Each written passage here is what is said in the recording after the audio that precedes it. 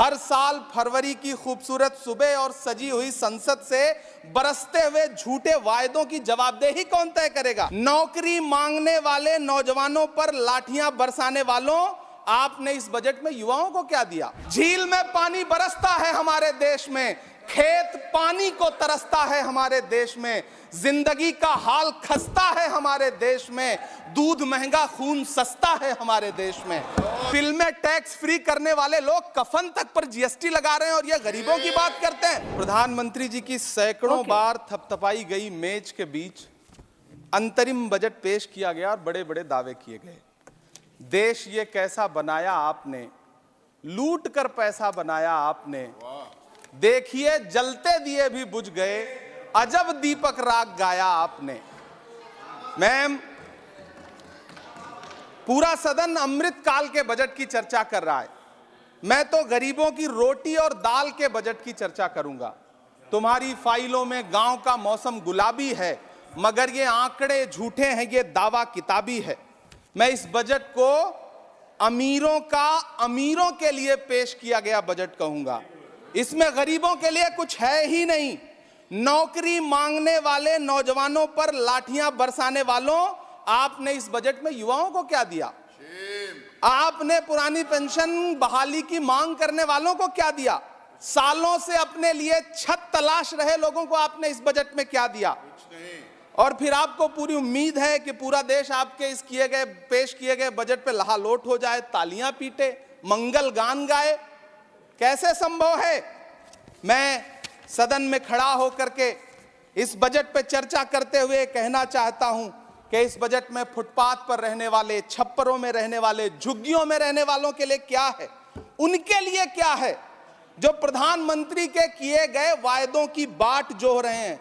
हर साल फरवरी की खूबसूरत सुबह और सजी हुई संसद से बरसते हुए झूठे वायदों की जवाबदेही कौन तय करेगा?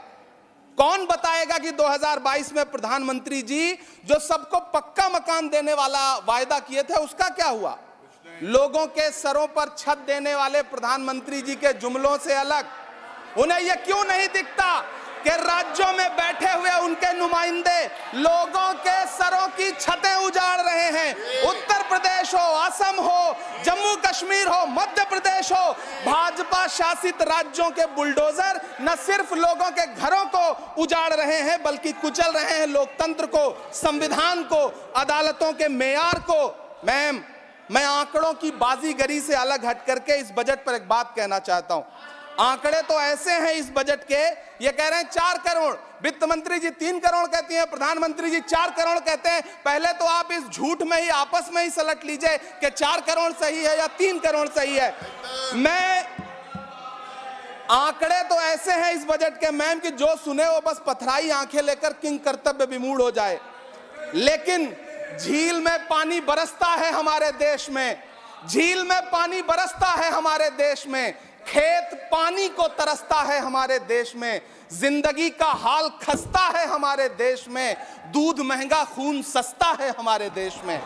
मैम, रोजगार, महंगाई, किसान, मनरेगा, पेट्रोल डीजल के दाम, गैस सिलेंडर के दाम, फसलों की एमएसपी की गारंटी, इन सब जन सरोकार की बातों से इस बजट का कोई लेना देना नहीं। हमारे ट्रेजरी बेंच के साथी हंगामा कर रहे हैं। मैं तो कहना चाहता हूं मैम, वो एक बार इनके एक नेता एक गांव में गए और उन्होंने गांव में कहा कि गांव वालों आओ, मैं तुम्हारी समस्याएं समाप्त करना चाहता हूं।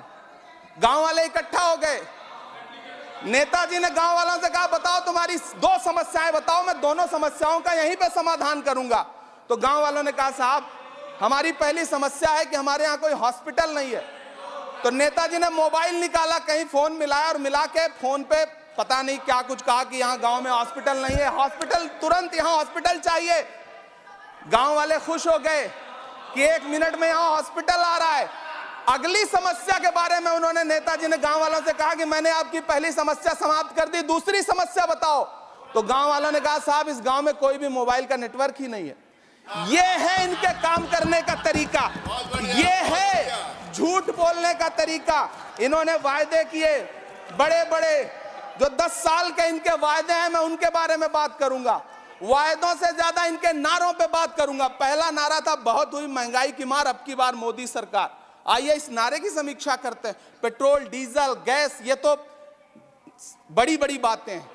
आटा, चावल, दूध, दही, पनीर, छाछ, सब चीज पे जीएसटी। अरे ये फिल्में टैक्स फ्री करने वाले लोग कफन तक पर जीएसटी लगा रहे हैं और ये गरीबों की बात करते हैं। मैम, ये सरकार झूठ की सरकार है। ये सरकार के जितने दावे हैं सब खोखले हैं। आज प्रधानमंत्री जी कह रहे थे सबका साथ सबका विकास। ये कैसा सबका साथ सबका विकास है कि मौलाना आजाद नेशनल फेलोशिप आपने बंद कर दी, आपने माइनॉरिटी डिपार्टमेंट का बजट घटा दिया। आप कह रहे हैं सबका साथ सबका विकास। आप बात करते हैं बेटी बचाओ बेटी पढ़ाओ। हमारी आंखें हाथरस से लेकर कठुआ से लेकर के और देश की जंतर मंतर की सड़क वो देख रहे हैं जब हमारी ओलंपिक पदक लाने वाली बेटियों को प्रधानमंत्री की चौखट पे अपना मेडल रख देना पड़ रहा है। इससे शर्मनाक क्या हो सकता है। मैम, कृषि विकास दर जो 2014 में 4.6% थी, इस वर्ष गिरकर 1.8 कैसे हो गई? क्यों हर दिन 31 किसान आत्महत्या करने को मजबूर हैं? ये सरकार उन पर क्यों बात नहीं करती? कीमत तो बहुत बढ़ गई शहरों में धान की, लेकिन विदा ना हो सकी बेटी किसान की। मौका मिला तो लोगों ने कुर्सी के वास्ते तस्वीर ही बिगाड़ दी हिंदुस्तान की, और आज बड़ी बड़ी बातें कर रहे हैं। मैं यहां पर आपसे खड़ा होकर के मैं अंत में इतना कहना चाह रहा हूं कि वित्त मंत्री जी ने बजट में ट्रेनों के डिब्बे को वंदे भारत कोच में बदलने का एक प्रस्ताव रखा अपने भाषण में। ठीक है, ये सुनने में कानों को बहुत अच्छा लगता है, लेकिन मैम, ये सरकार ट्रेनों की सुरक्षा के बुनियादी मुद्दों पर एक शब्द नहीं बोलना चाहती। बालासोर हादसे में घायल हुए लोगों की चिता की राख अभी तक ठंडी नहीं हुई है। वंदे भारत के वीडियो पोस्ट करने वाली ये सरकार कभी भारत की जनरल डिब्बों की, रेलवे के स्लीपर क्लास डिब्बों की वीडियो अगर पोस्ट करे ट्विटर पे तब समझ में आए। बिहार से, इलाहाबाद से, लखनऊ से दिल्ली आने वाली, मुंबई जाने वाली ट्रेनें देख लीजिए, उनकी हालत देख लीजिए, तो आपको लगेगा कि ये वही ट्रेनें हैं। आज स्थिति ये है कि रेलवे स्टेशन तो छोड़िए, रनवे पर खाना खिला रही हैं आपकी प्राइवेट एयरलाइंस। अभी आपने जुर्माना लगाया है, नोटिस दिया है एक एयरलाइंस को। यह स्थिति आपने करके रख दी है ट्रेनों की, एयरलाइंस की। ऐसे में मैम, कागजों पर तो आप कितना भी वंदे भारत और बुलेट ट्रेन सर पर दौड़ा लीजिए, लेकिन असल में भारत की ट्रेनों की डिब्बों की सवारियों की हालत देखने लायक है। अगर सरकार खुली आंखों से उसे देखना चाहे तो देखे और उनकी स्थिति सुधारे। आज प्रधानमंत्री जी ने अपने भाषण में यहां खड़े होकर कई बार न्यू मिडिल क्लास की बड़ी चर्चा की, न्यू मिडिल क्लास जनरेट करेंगे। लेकिन मैं तो यहां खड़ा होकर के सरकार से कहना चाहता हूं कि न्यू मिडिल क्लास का जुमला अपने पास रखिए। यह बताइए कि जो पुराना मिडिल क्लास है उसके साथ आप कैसा व्यवहार कर रहे हैं। आज उसकी स्थिति क्या है? आप अमीरों के कर्जे माफ कर रहे हैं, उद्योगपतियों के कर्जे माफ कर रहे हैं, और यहां स्थिति यह हो गई है कि जो मिडिल क्लास, उसकी जो रोजमर्रा की जरूरत की चीजें हैं उस तक पर आपने जीएसटी लगा रखी है। आप फिल्में टैक्स फ्री करते हैं, लेकिन स्टूडेंट्स के प्रतियोगी परीक्षाओं के फॉर्म की फीस नहीं माफ कर सकते। आपको बाकी जगहों पर टैक्स लेना है, हर जगह टैक्स लेना है। मिडिल क्लास से आपका कोई रिश्ता नहीं। मिडिल क्लास तो आपसे कह रहा है कि मोहब्बत, भाईचारे के दीवाने दिन ही लौटा दो, वो सस्ती दाल सब्जी के सुहाने दिन ही लौटा दो। ये अच्छे दिन तो अंबानी अडानी को मुबारक हो, हमें ऐसा करो साहब पुराने दिन ही लौटा दो। वो पुराने दिन जो बहुत अच्छे थे, वो पुराने दिन जहां लोग एक दूसरे से मिलजुल करके रहते थे। मैम, इलाहाबाद, दिल्ली, कोटा जैसे शहरों में छोटे छोटे कमरों में अभावों के साथ पढ़ाई कर रहे युवा किताबों के साथ गल चुके हैं। उनके हिस्से अधेड़ अवस्था तो आई है, लेकिन नौकरी और रोजगार नहीं आया। हर साल 2 करोड़ नौकरियां देने का दावा करने वाली ये सरकार 10 साल में युवाओं को नौकरियां नहीं दे पा रही है। 20 करोड़ नौकरियों का बोझ है इस सरकार के कंधे पर, और 2024 में देश देखेगा कि उन्हीं 20 करोड़ नौकरियों के बोझ तले दबकर बैठ जाएगी ये सरकार। ये देश देखेगा, क्योंकि जिस ओर जवानी चलती है उस ओर जमाना चलता है।